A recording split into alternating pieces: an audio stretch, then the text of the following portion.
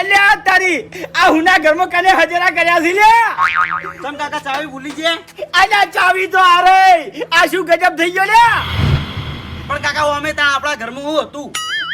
અલ્યા મને ખબર છે કે આપણા ઘરમાં ફૂંચી ખાવાય નતું પણ તિજોરીમાં એક પરસ હતું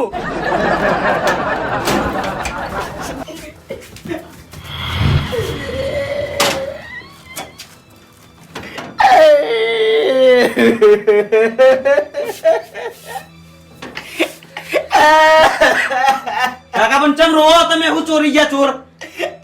અલ્યા તારી આ પછી રોવું એના કરતી હાલ રોઈ લેવા દે મને નકી તારી માં વેકડ આઈને મને રોરાવાની છે બરાબર નો લ્યા ચંપણ